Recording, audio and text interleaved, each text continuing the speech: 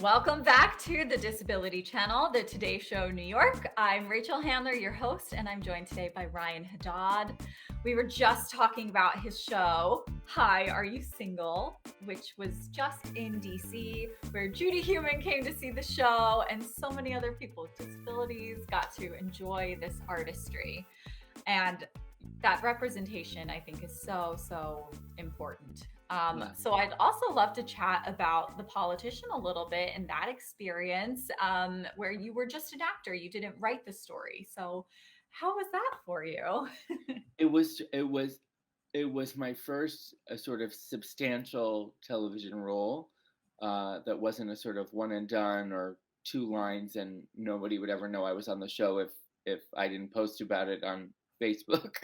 Right. um, so it was and it came to me because I mean I auditioned for it, but I had the opportunity to audition for it because they were explicitly looking for a young man with cerebral palsy who was able to play a high school aged student in the first season.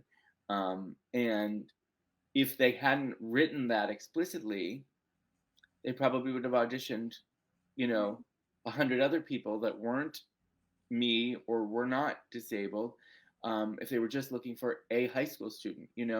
But Mhm. it's because that was in the writing, that was in the breakdown from the beginning, that I then had the opportunity to even be considered for a show of this scale and scope and reach. I mean, a lot of people Yeah. watched that show, and I'm, you know, continue to be recognized for it multiple times a week by young people, and it is. I'm so grateful for what it has done for the opportunities I have to audition further for other kinds of similar high caliber projects, and what it has done for my theater career, for my playwriting. My Yeah. shows my shows were not produced or even considered for production until the season one of The Politician came out. And if that has to do with theater's kind of thirst for TV, okay, so what have you there. But Yeah. that's the reality of the business. Unfortunately or fortunately, I doors have opened because of The Politician, and I'm grateful. And Yeah. also, it wouldn't have happened if it wasn't written in that the character was to be disabled and that they were specifically seeking someone with cerebral palsy. I love that. Yeah. That's why it's so important to, yes, we keep having this talk about casting people with disabilities in roles that have nothing to do with the disability. But Sure. until we are authentically cast in roles that are written with disabilities, I think the two have to go hand in hand. They So absolutely do. They absolutely do. So that's why I think casting actors with disabilities in roles that aren't specifically written for disabilities is important, but it's also important to include roles that are written specifically with disabilities. Because I've had that same experience where my only guest star on a TV show so far was written where they were like, well, maybe she uses crutches. So that's why I got to audition. Yeah. So, yes, I want to keep playing the nurse and the juror and other roles that have nothing to do with my disability, but I think to stay on the minds of casting directors and producers and writers, there need to be roles written with disabilities too. Exactly. And to even just allow us into the room for consideration. Yeah. Um, and that's happened a lot more for me because of The Politician than I've gotten to audition for all kinds of roles that aren't written to be disabled, and yet those are not the roles that go forward. There was a Mm, 2 year there was 2 years of a pandemic, but there was a 2 year period in which I was auditioning more frequently than I ever had before, and nothing, nothing, nothing, nothing. Like maybe a callback here or there, or not even a callback, but oh, you weren't right for this part, so we're going to try you for this other one. And then it would just go yeah. nowhere because these roles they weren't specifying disability. Casting directors knew me and liked me and wanted me to have, success, but ultimately the casting directors aren't the ones who make the decisions, the hiring decisions. They Right. allow us to have the opportunity to audition, and they advocate for us, which I knew I got, it was clear to me that I was being advocated for. And yet the next TV thing after the politician, of course, is a role that is written to be disabled. And that didn't occur to me until I got that offer. Oh, this is what it took. This is why it took 2 years of ultimately, look, I'm working a lot in lots of different forms and mediums, and Mm-hmm. I'm very fortunate to have, the different kinds of opportunities that I do, but I'm very aware that if I wasn't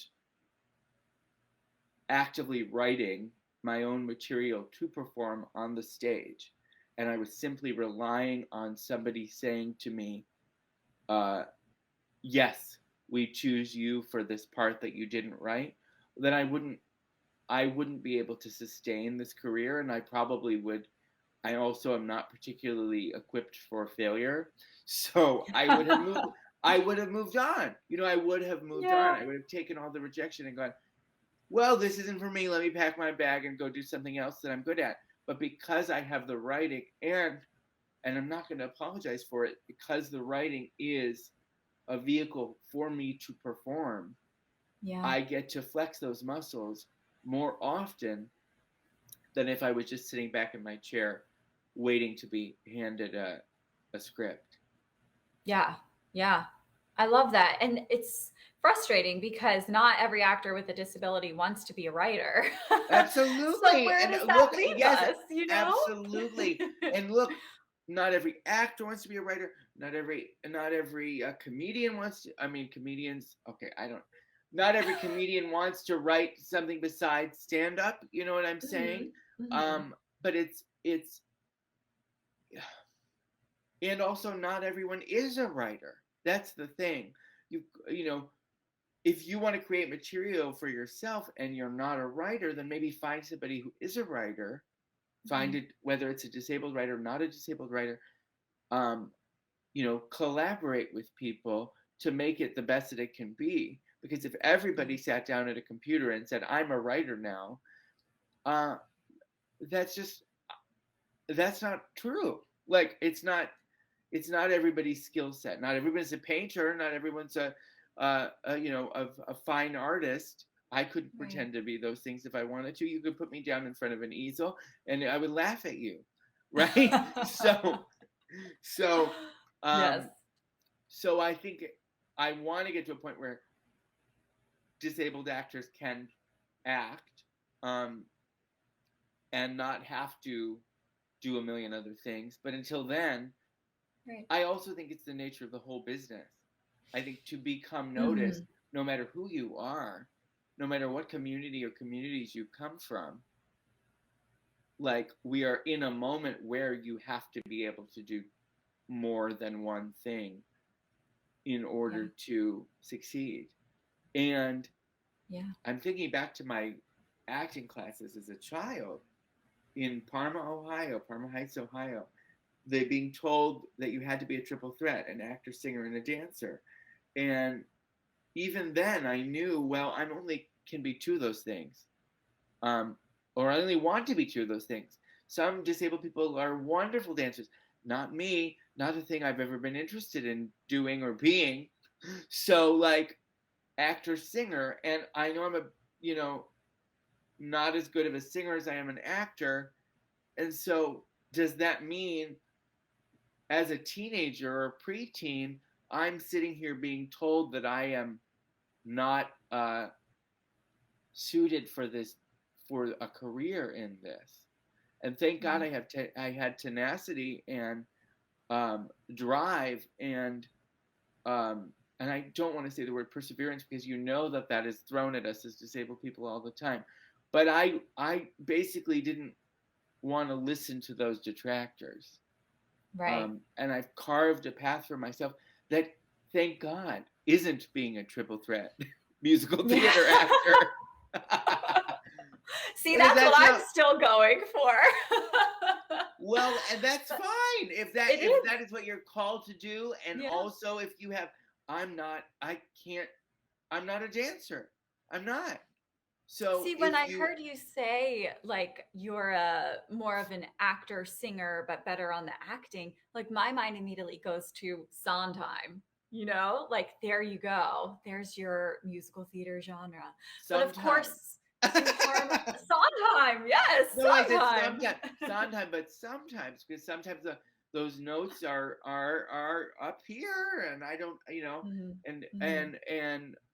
that changing keys is like a no, and it shouldn't be, because there are lots of trance performers who need keys changed and are brilliant and could be playing the roles, and they can't because the keys don't change. So yes, Sondheim is an actor's composer, um, but I've had trouble finding the role that I could both physically and vocally match within a Sondheim Mhm. piece that's a man. Mm, There are many mm, of them that I could yeah. do that are women. But, Well, why not? But I well, think the thing yeah, is, like growing up in Parma, it's like our teachers thinking this way, a little outside the box. Like you say, you can't do this, but you can still do that. And I think that there's a lot of still education that needs to be taught when it comes to kids with disabilities. Like, I don't right. know if I would have gone into this industry if I had a disability when I was in college. Yeah, It's just the sad truth of it. But hopefully, we're getting more representation out there now with kids with disabilities on TV shows and doing these voiceover roles. So hopefully, absolutely. it's looking a little Absolutely. more. Yeah. Well, why don't we take a quick break? And when we come back, I want to talk more specifically about Pride Month, what that means to you. Hmm. I saw some of your shows that deal with, being in the Oh, sure. community. So stay tuned and we'll be right back. Thank you.